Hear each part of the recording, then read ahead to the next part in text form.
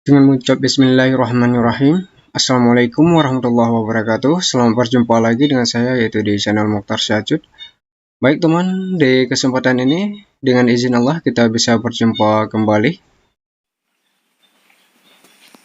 Ya, jadi hasilnya apa? Jadi berdasarkan seleksi pertama saja ya, sekitar hampir 100.000 guru honorer dari seluruh Indonesia akan segera diangkat menjadi guru P3K. Nah, ini mohon tepuk tangannya untuk 100.000 Bapak Ibu yang sudah lolos. Mereka sudah berjuang luar biasa, dan kita patut juga menyelamati mereka karena mereka sudah berhasil. Ini baru ronde pertama lagi, belum ronde ketiga, belum tahun depan. Jadi dari 326.000 formasi yang terisi pelamarnya Bapak Ibu, 30% itu terisi. Ya, dari 30% itu terisi. Ya, jadi saat ini yang 100.000 itu mewakili 30% dari 326.000 formasi yang ada pelamarnya. Sayangnya ada formasi sisanya tadi yang 170-180.000 yang tidak ada pelamarnya. Nah, itu yang harus kita usahakan bersama. Ya, berarti 100.000 di tahap 1 pun ronde pertama ini 100.000 akan diangkat dan lebih banyak lagi yang akan diangkat setelah ujian seleksi kedua dan ketiga. Alasannya banyak, mereka akan banyak yang lebih pastinya tentunya sudah mengetahui tes yang pertama, tes kedua biasanya angkanya meningkat, kedua formasinya akan lebih banyak ya karena banyak daerah yang akan kita yakinkan ya secara paralel. Dan ketiga juga optimalisasi yang akan dilakukan GTK untuk memastikan daerah-daerah yang kosong itu ada demand-nya. Ya, tapi kita belum bisa ini hanya rekap awal. Pengumuman lengkap hasil ujian seleksi pertama dilakukan beberapa hari ke depan ini. Nah, Kemendikbudristek saat ini mendengarkan aspirasi masyarakat yang sedang memperjuangkan afirmasi tambahan ya, baik untuk daerah-daerah yang kekurangan guru atau untuk yang usia di atas 50 tahun. Ini kami sangat mendengarkan dan ini menjadi kami sama dengan Komisi 10. Kami di dalam Pansel juga akan terus memperjuangkan ya dalam bentuk afirmasi ya tentunya, tapi ini bukan keputusan Kemendikbudristek. Masyarakat juga harus mengerti ini keputusan berbagai macam pihak di dalam panitia seleksi. Jadi harus ada konsensus, harus ada kesepakatan. Kami juga mempertimbangkan masukan dari pakar-pakar pendidikan tentang pentingnya menjaga integritas proses seleksi guru untuk meningkatkan kualitas pendidikan bagi siswa Indonesia. Jadi Bapak Ibu, ada dua opini yang dua-duanya valid. Satu opini di mana kita harus benar-benar mengapresiasi pengabdian daripada guru-guru honorer kita dan untuk segmen-segmen tertentu memberikan afirmasi yang layak. Dan di satu sisi ada juga banyak sekali pakar-pakar pendidikan yang merasa kita juga harus menjaga integrasi daripada proses seleksi menjadi guru kita, dan itu tidak ingin dikorbankan ya, tidak ingin dikorbankan untuk kualitas anak-anak pembelajaran anak-anak kita. Jadi ini dua hal yang harus kita pikirkan secara seimbang Bapak Ibu, tidak bisa satu pihak saja.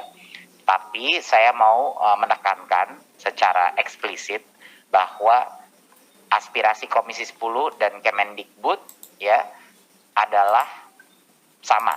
Kita menginginkan, sudah menunjukkan kami sudah mengeluarkan afirmasi sebelumnya dan berhasil memperjuangkannya, dan kami akan terus memperjuangkan dengan Panselnas untuk bisa menangkap atau mengakomodasi aspirasi masyarakat tanpa mengorbankan integritas daripada tes seleksi ini dan tanpa mengorbankan kualitas pendidikan anak-anak kita. Saya rasa itu, jadi mohon doa restu. Sekarang kita sedang dalam proses diskusi dengan Panselnas, kita lihat hasilnya dan insya Allah perjuangan kita akan bersama, akan dijawab. Saya rasa itu yang bisa saya sampaikan mengenai proses P3K.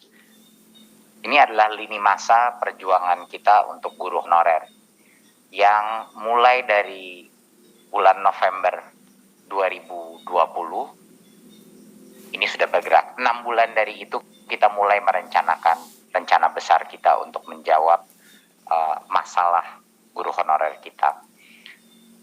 Bulan November Desember Desember 2020 terjadi rekonsiliasi formasi antara Kemdikbud, Pan-RB, BKN, dan DKD, dan juga Dinas-Dinas Pendidikan.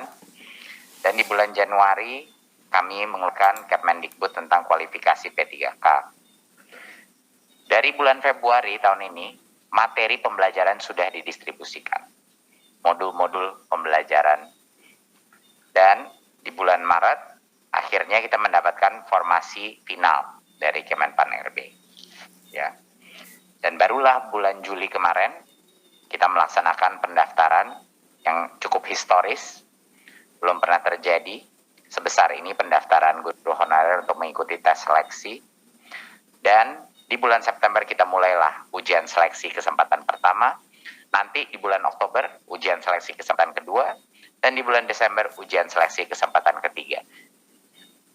Tiga kesempatan ini bukan total dari semua kesempatan yang ada, tentunya tahun depan pun akan ada, karena kita akan memastikan bahwa setiap guru honorer mendapatkan mendapatkan kesempatan maksimum 3 kali untuk bisa melaksanakan tes ini. Makanya ini adalah yang baru, yang pertama saja kita laksanakan. Dan ini kira-kira daftar ini menunjukkan komitmen pemerintah untuk serius dalam merekrut guru P3K dan juga diimbangi dengan jaminan kualitas berdasarkan ujian seleksi. Ya, kita tidak akan mungkin bisa sampai sejauh ini dalam melaksanakan formasi, aman anggaran dari pusat, kalau tidak ada jaminan kualitas dari ujian seleksi tersebut. Halaman berikut. Walaupun kami dan saya pun secara pribadi telah turun ke berbagai macam daerah, berbicara dengan berbagai macam Pemda untuk menjaminkan bahwa anggarannya itu akan diamankan oleh pusat, tapi tetap saja 36 pemerintah daerah masih belum mengajukan formasi guru P3K untuk tahun ini. Ini adalah 36 Pemda, banyak sekali dari provinsi-provinsi di luar Jawa, Sumatera Utara, Jambi, ya, beberapa di Kalimantan dan Sulawesi, Papua, Bengkulu, dan Maluku. Ini yang tidak mengajukan formasi. Tentunya, dan Mas Iwan tolong koreksi saya, tapi sekarang kita sedang melakukan ronde kedua formasi, dan masing-masing daerah ini yang tidak mengajukan formasi itu meyakinkan mereka bahwa anggarannya aman, ya, dan dapat hadir untuk kita harus semua yang mengajukan formasi juga masih harus melalui tes seleksi gitu. Jadinya belum tentu semuanya juga yang akan lolos seleksi. Jadi kami akan mengunjungi satu persatu. Mohon izin, nomor 4 itu Sumatera Barat, bukan Sumatera Utara. Iya, sama Sumatera Barat. Pasaman. Oh ya, ada koreksi. Mohon maaf, koreksi. Kabupaten Pasaman, Sumatera Barat. Terima kasih, Pak. Jadi ini menjadi target kita untuk memastikan daerah-daerah ini mengajukan formasi yang sekarang lagi dikumpulkan untuk tahun depan. Berikut. Namun kabar gembiranya adalah ini tahun yang rekor historis di Indonesia, 906.000 menjadi formasi terbesar untuk perekrutan guru ASN dalam tahun-tahun terakhir ini. Belum pernah terjadi, dan ini adalah momen yang sangat historis karena perbedaannya adalah semua guru honorer bisa mengambil seleksi. Bukan sekali, bukan 2 kali, tapi 3 kali. Dan guru yang mengajar di daerah-daerah yang tanpa formasi, itu mereka boleh mendaftar di daerah lain. Mereka diberikan kesempatan untuk mendaftar di daerah lain. Dan tentunya kita akan mengejar formasi. Jadi bahkan untuk guru-guru yang sudah ada di daerah yang tidak ada formasi, kita harapkan mereka akan bisa mendapatkan formasi tersebut di daerahnya masing-masing untuk tahun berikutnya. Masalah kita harus meyakinkan Pemdanya juga. Dan guru-guru yang melewati passing grade, yang lolos seleksi tahun ini, tapi tidak mendapatkan formasi, inilah mereka itu dapat menggunakan nilai hasil tes tahun sebelumnya. Jadi kalau mereka nggak mau mengambil tes lagi, sudah percaya diri dengan skor tesnya, tes itu yang akan valid untuk tahun depan, di mana harapannya formasinya sudah terbuka. Jadi ini banyak sekali kesempatan, gitu. Banyak sekali ronde-ronde dan kesempatan dan fleksibilitas yang diberikan guru honorer, yang bahkan kalau mereka sudah lolos tes seleksi ronde pertama, skor itu bisa mereka gunakan untuk pemilihan di tahun berikutnya, dan harapannya daerah mereka pada saat itu sudah ada formasinya. Tetapi kalau mereka ingin lebih ambisius, ya benar ya Mas Iwan, kalau mereka ingin lebih ambisius dan mengambil tesnya lagi untuk mendapatkan skor yang lebih tinggi, boleh juga ya. Jadi kalau mereka ingin mencapai tes yang lebih tinggi sehingga ranking mereka juga semakin tinggi, itu juga diperbolehkan. Jadi benar-benar diberikan kemerdekaan. Kalau ada yang sangat ambisius dan ingin mendapatkan skor yang lebih tinggi, boleh mengambil lagi, tidak dibatasi, ya, bisa sampai 3 kali. Berikut. Nah, ini beberapa angka-angka ya. Jadi dari 506.000 formasi, ya, hanya sekitar 326.000 yang mendapatkan pelamar. Ya, walaupun formasinya sudah terbuka, tapi nggak semuanya melamar kepada posisi-posisi tersebut. Ya, jadi kita punya total yang terregistrasi yang melamar itu ada 925.000, melakukan ujian seleksi pertama, ya, posisi 608.000 guru yang bisa mengikuti ujian seleksi pertama, ya, dari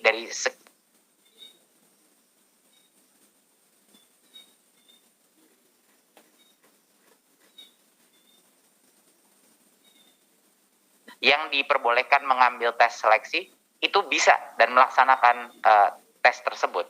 Itu statistik yang cukup luar biasa untuk pertama kali kita melakukan tes ini se-Nusantara, ya. Nanti kita tunjukkan skalanya. Lalu dari 586.000 tersebut, nah, formasi yang itu 326.000 dan ada formasi kosong sebesar sekitar hampir 180.000. Nah, formasi kosong ini kebanyakan di daerah-daerah terpencil. Nah, ini kita baru mendapatkan datanya. Ini sangat penting sebenarnya bahwa ada data formasi yang kosong ini.